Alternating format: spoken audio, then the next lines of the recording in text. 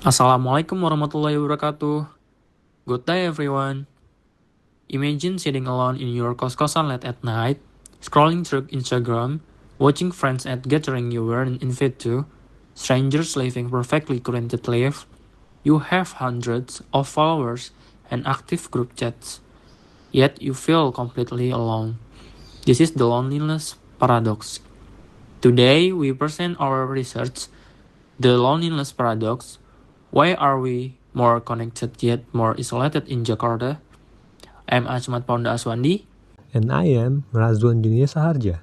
Our research focuses on mahasiswa perantau, or migrant students in Jakarta who leave their families and social networks behind, arriving in one of Southeast Asia's most populated cities, relying on social media to stay connected. As we will show, that reliance often deepens their isolation. Our article draws on two foundational psychological theories and will data from the WHO, Compass, and peer-reviewed journals. Our first theory comes from Belmister and Larry, 95. The belongingness theory. They argue that human needs two things to truly feel they belong. First, frequent and positive interactions. Second, those interactions must happen within an enduring bond, a relationship with genuine mutual care. Neither condition alone is enough. Social media usually give us condition 1, like message, comments, but condition 2, deep lasting bonds. That is where digital interaction constantly fails. You can have 500 followers and still feel that emotional void. Our second theory is Festinger's in 1954 social comparison theory. Festinger found that when we have no objective way to measure ourselves, we compare ourselves to other people. On social media, this becomes dangerous. Instagram and TikTok are algorithmic highlight reel machines. They show you everyone's best moments and hide all the ordinary struggles. For a migrant student already dealing with homesickness and academic pressure, constantly comparing their private difficulties to other public triumphs triggers a destructive spiral, deeper inadequacy and deeper isolation. The evidence is clear. A 2000 University of Pennsylvania study by Hahn and colleges found that when students limited Instagram, Facebook, and Snapchat to 10 minutes per platform daily for 3 weeks, their loneliness and depression dropped significantly. 30 minutes of intentional use per day, that is the healthy threshold. Now compare that to Indonesia. 139 million social media users, averaging over 3 hours per day, 6 times that result. And among Jakarta's Generation Z student, internet using hits 80%. The WHO's landmark 2025 report confirms this is a global crisis.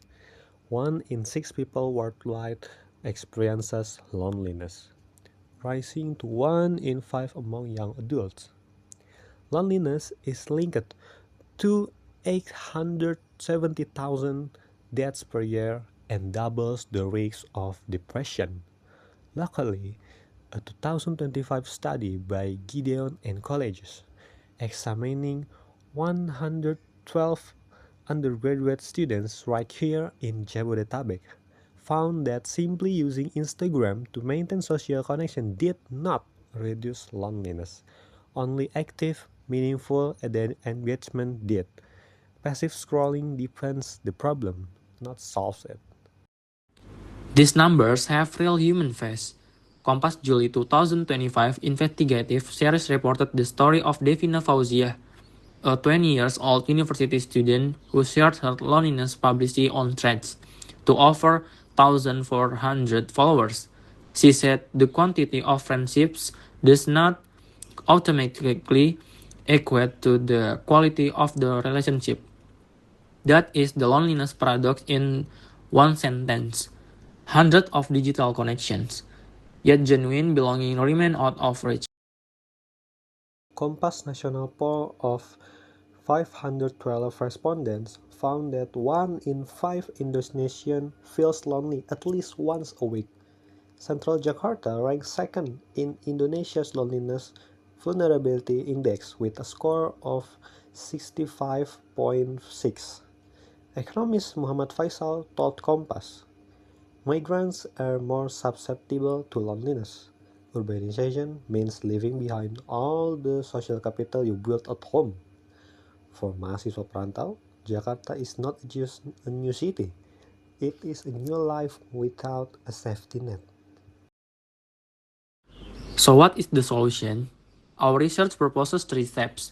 First, universities must build peer integration programs for migrant students, mentorship, orientation, and community groups that create the enduring bonds Bouwmeester and Layery identified as essential. Second, campus counseling centers should teach digital well-being, helping students recognize passive scrolling habits and replaces them with active, reciprocal engagement. Third, and most personally, put the phone down. Join a study group, a community, a sport. Make space for face-to-face presence. The WHO 2025 itself calls this the most powerful antidote to loneliness. To conclude, being digitally connected and feeling genuinely belonging are not the same thing. For migrant students in Jakarta, this distinction is not academic. It is live every night in a rent room. The evidence is clear. 30 minutes of meaningful connections beats 4 hours of passive scrolling.